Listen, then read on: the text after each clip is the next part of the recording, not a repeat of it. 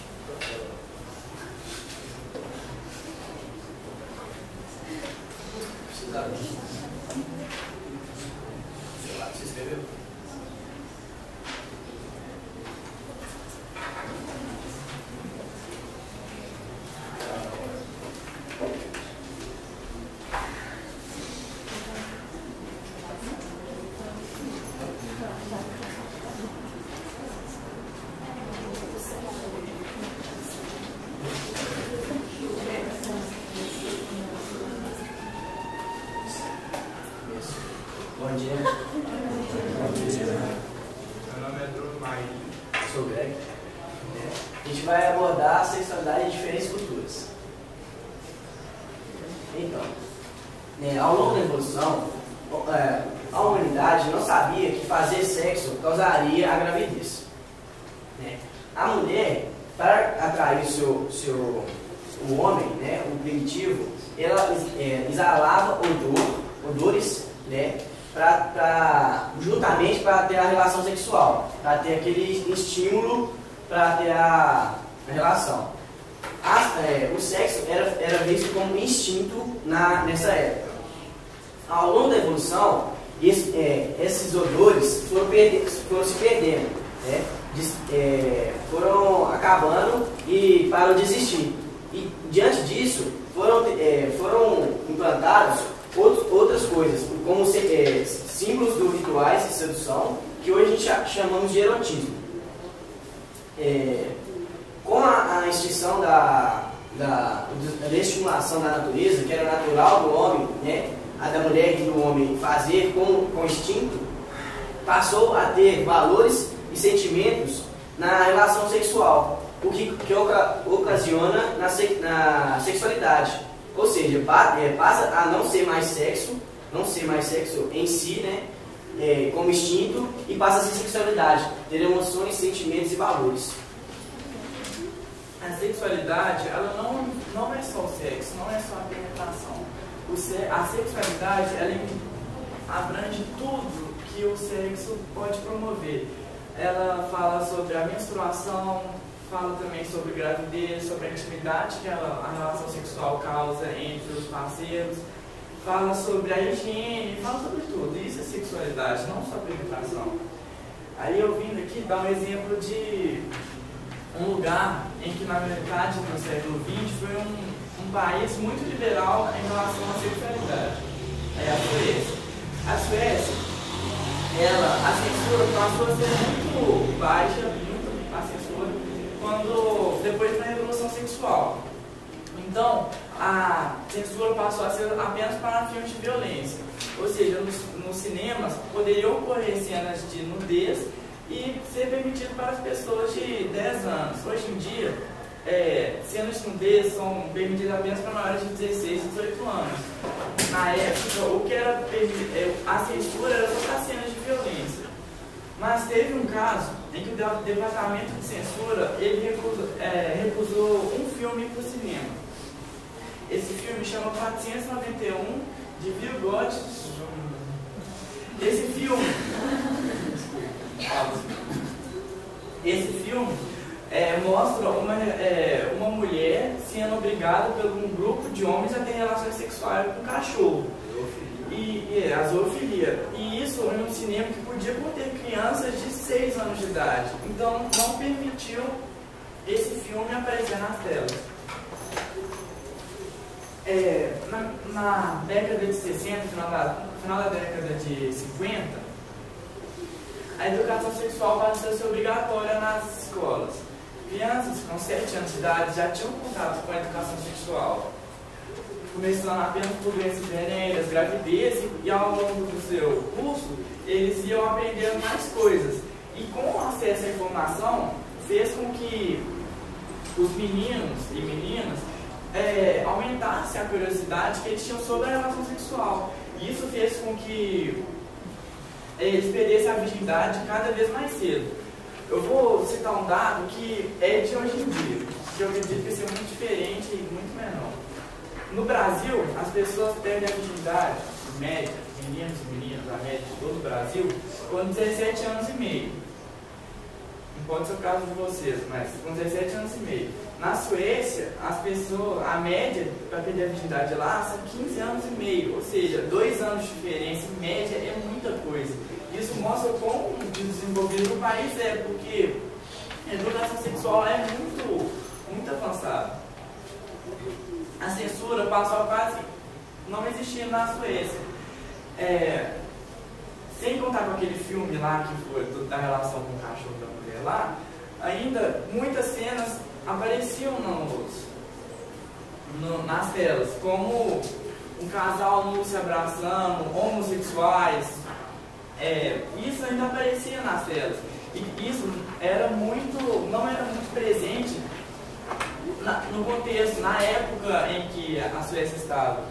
Homossexualidade ainda havia muito preconceito, ainda mais do que hoje. Tá. Essa liberdade sexual causou muitos pontos bons, mas alguns pontos ruins também, como a prostituição. Eu queria citar o exemplo de Estocolmo. Estocolmo na época, tinha uma avenida enorme lá, e nessa avenida tinha cerca de 100 casas de massagem. Ou seja, uma avenida um pouco maior que a Antônio Carlos, que é o tamanho da avenida do contorno, tem 100 casas de massagem. Isso é um número enorme. Isso fez com que aumentasse muito o número da prostituição e também causasse receio em algumas pessoas, porque a prostituição ela podia se tornar criminalizada, e se tornando criminalizada, ela ia perder o controle, e isso ameaçava muito a sociedade em que estava. Então, já fugindo não, né? Fazendo a ligação já com a proibição, a revolução das prostitutas, como se pode dizer assim. Vou falar da religião, né? Principalmente a religião católica, nada contra as religiões, né? Já deixando enfatizado aqui, em qualquer uma, com a relação à prática sexual. A sexualidade, na visão da religiosa, é muito polarizada entre jovens, adolescentes e adultos. Aqui, o primeiro princípio que se pergunta desses muitos jovens ou adultos é que o ato sexual antes do sexo, antes do casamento, é pecado. Isso para a igreja é pregado como pecado. Isso o que difere? A discussão de como que o sexo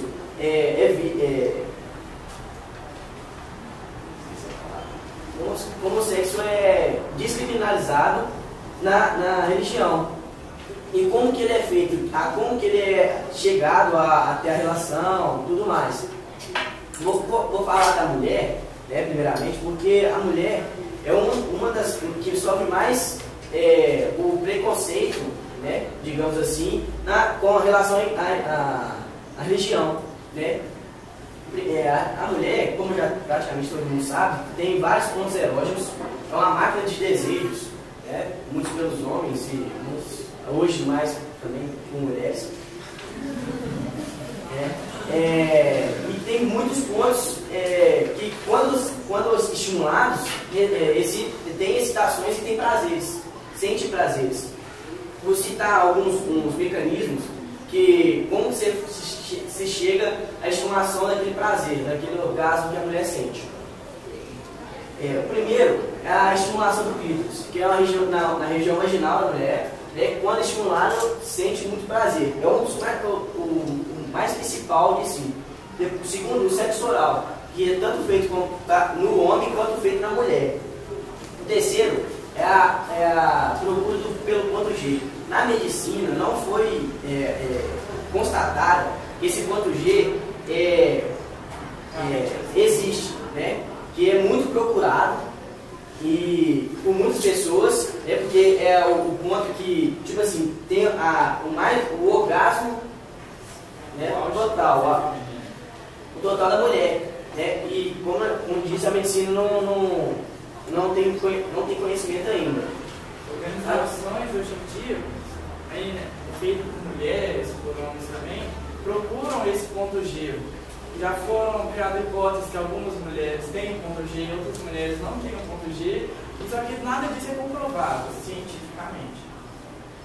Aí vem a pergunta, como que a mulher pode ter o prazer, né, a excitação sem esses mecanismos, né? E, muitos falam que não conseguem, muitos falam que não conseguem porque não existe outro mecanismo a não ser estes e outros que tem, que a mulher sente a excitação. E a igreja prega que o prazer individual e prazer antes do casamento é pecado. Até depois do casamento, o prazer é pecado. Na Bíblia diz que o homem na Bíblia diz assim, cresceis e multiplicai-vos. Mesmo sem o sentimento, o valor, né, que tem na sexualidade, a mulher acaba perdendo. Isso gera um sentimento de culpa. Sentimento de culpa da mulher com relação ao ato sexual. Como que vai fazer? Tipo assim, quando vai fazer a relação sexual, a mulher, na hora que fazer aos estímulos, ela... ela não consegue ter aquele prazer total e nem sequer sente prazer, porque o sentimento de culpa no consciente, no subconsciente, elimina toda aquela sensação que a mulher consegue ter quando sim tem aquele envolvimento o sentimento, o valor, né, do corpo e a carne. Vou falar do celibato, né, que é muito falado na Igreja Católica, praticamente não sei se conhecem. O celibato, ele é uma opção de vida escolhida por pessoas de ambos sexos que decidem viver sem unir-se em matrimônio ou relacionamento uns com os outros. Pode ser escolhido por opção pessoal de cada um ou atribuído àqueles que resolvem seguir uma carreira religiosa, sendo mais comum na vida de freiras, bispos e pastores, segundo a Bíblia determina que devem viver longe das tentações da carne, adotando uma vida cristã. Então, isso foi o que a igreja pregou e que segue até hoje, desde o século XII até hoje. Isso é o principal, né, para a igreja católica com relação a sexo. Freiras, bispos e pastores já, não terão a vida sexual em si. Porque antigamente, né, no século XII, tinha padres que tinham filhos, né, como Gregório XVIII, que tinham filhos, e esses filhos seriam herdeiros do pai, que seguiria a religião e tudo mais. E hoje isso acabou. Muito mais por isso, por causa muito polemizado a sexualidade como é hoje. Como o Greg falou, um homem e uma mulher têm a função de crescer e multiplicar. Isso significa que o sexo deve ser apenas para a reprodução, coisa que é impossível com a sodomia. Para quem não sabe, sodomia é o sexo anal, e é impossível uma pessoa engravidar fazendo sexo anal. Michelangelo condena o sexo anal através de uma pintura que mostra um demônio saindo dentro de um ânus do cara, para vocês verem que o sexo anal é algo extremamente condenado pela igreja e pela época também. E aquela imagem mostra que para as pessoas poderem realizar, essa prática tinham que ser escondidos, como nas selvas e nas matas das cidades.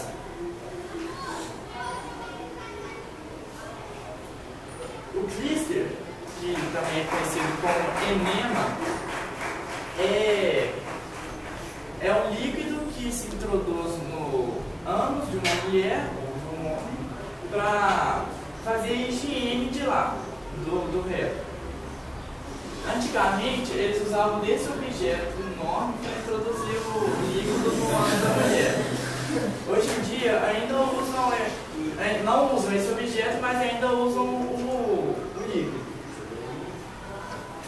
Como o Greg diz, o celibato proibia freiras, padres terem relações sexuais. As freiras gradeiras eram freiras do convento, né? Convento, para quem não sabe, é o lugar onde as freiras ficam. E através das grades que cercavam o convento, elas subiam o véu e um homem ficava no outro lado da grade, e através da grade eles tinham uma relação sexual. Escondida, óbvio, já que era proibido pelo celibato. E elas ficaram conhecidas como as freiras gradeiras.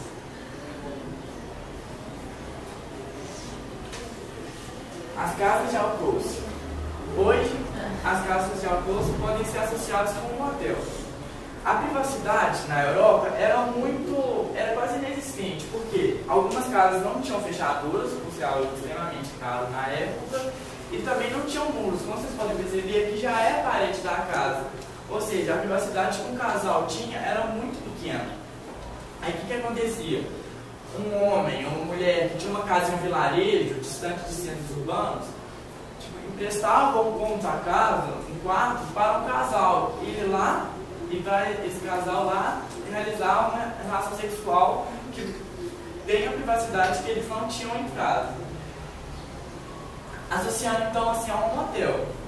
Mas não pode ser um motel porque nas casas de alcooce passaram a viver pessoas, mulheres pobres e escravas. E essas mulheres, às vezes, elas eram obrigadas a ter relações sexuais com pessoas. E era em troca da sua moradia lá.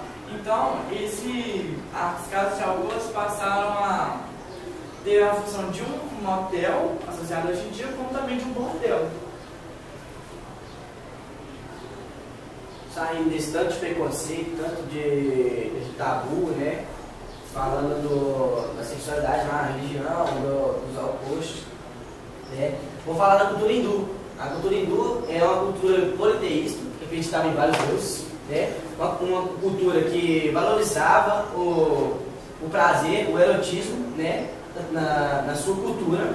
E vou falar dos principais deuses, né? Que é a Shiva, o Saravasti e o Ganesh. Shiva era o deus supremo. Saravasti era o deus da arte e da música. E Ganesha era deus da sabedoria e da sorte. No hinduísmo, quem seguiu o hinduísmo deveria respeitar as coisas antigas e a tradição, acreditar nos livros sagrados, crer na divindade, persistir no sistema das castas, ter conhecimento da importância de ritos, confiar nos guias espirituais e ainda acreditar na existência de encarnações anteriores. Isso para você ver que é muito espirituoso a religião hindu, né? E como todo mundo sabe, não sabe, né?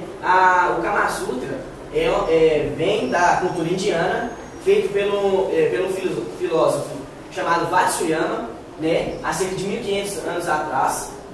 Eu vim aqui desmistificar o que todo mundo acha que é o Kama Sutra. O Kama Sutra em si não é somente imagens, não é somente a busca do prazer. O Vatsyayana fez o livro com a intenção de representar conjuntos de visões a busca de um equilíbrio humano, um homem virtuoso, né? Que além do Kama, né? A Artha, a Dharta e a música. A Artha é o trabalho e a riqueza. A Dharta, a sabedoria e a prática das virtudes. A música, a iluminação. Junto com esse, o homem teria o equilíbrio e a virtualidade em si. Aí eu vou explicar por que o Kama no livro é muito importante. e na cultura. Isso aí são as representações dos livros. O livro que a gente hoje vê circulando, ele veio não da Índia, e sim da Inglaterra, uma visão europeia. E quando foi ler o livro original, viu que tinha dois polos, né? E pegou o que queria ser mais importante para eles, né? Diferente do que é para o hinduísmo, que é para a cultura hindu, que é do homem ter a virtualidade. Aí muito além da cama. O Kama significa Deus do amor, a busca do prazer, a busca de um homem virtuoso, a busca da sabedoria da relação sexual.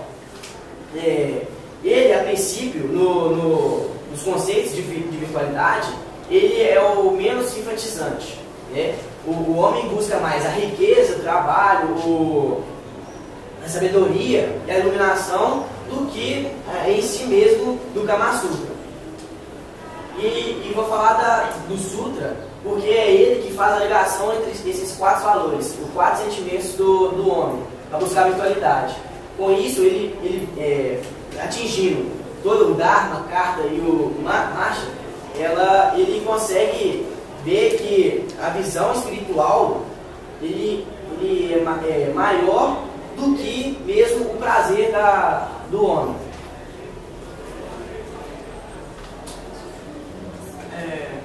Como a gente falou, sexo no casal já foi considerado como instinto animal. A gente deu o exemplo do cachorro no circo. A gente falou também que ele já foi condenado para a igreja. Hoje, a OMS, para quem não sabe, a Organização Mundial da Saúde, criou direitos para tornar essa relação sexual cada vez mais íntima e prazerosa entre o casal.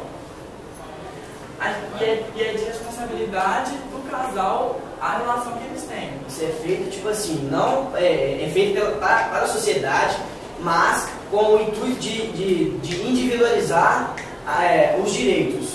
Como o direito à liberdade sexual, cada um faz o que quer, né, com o parceiro que quer, homossexual ou heterossexual.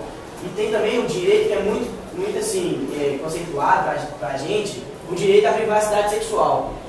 A gente queria ressaltar do caso da Fran, onde, acho que a maioria já tem conhecimento, em que o filho dela, o namorado dela, foi exposto. E agora no maioria do Brasil sabe. E é de inteira responsabilidade dela ela querer ter sido filmada em sua relação. Mas o problema é que a sua privacidade foi quebrada. Mas isso é de inteira responsabilidade dela, porque ela tinha o conhecimento dos problemas que fazer um filho traria para ela. Como a organização falou, né, que o princípio é privado, né, e não social. Ela teve a possibilidade de não filmar, mas ela quis, e com esse ato, um ato de idiotice, né, vamos dizer assim, do cara, do homem, tornou público a imagem da pessoa. A gente queria perguntar para vocês o que vocês enxergam nessa imagem. Pode falar. Lá, vou deixar. Vai, Nai, o que você enxerga nessa imagem? Pode falar. Um homem e uma mulher. Eu sei, já. Uma pouca vergonha danada. O cara tá apertando as tetas. Eu enxergo alguns golfinhos. Eu também enxergo golfinhos. O que vocês enxergam? Golfinhos. Pra quem não viu, isso aqui é um golfinho. Aqui outro golfinho. Claro. Gente poluída, hein, Geraldo? Aí a gente queria. Os golfinhos são viados. A gente queria, através dessa imagem, a gente quis mostrar para vocês que fizeram um texto com essa imagem e crianças de 8 anos, inocentes, não conseguiam ver o homem e a mulher, eles viam apenas golfinhos. E hoje A gente, com a maturidade que a gente tem e com o conhecimento da sexualidade, sobre o sexo mesmo, conseguimos ver como o homem e a mulher se amando.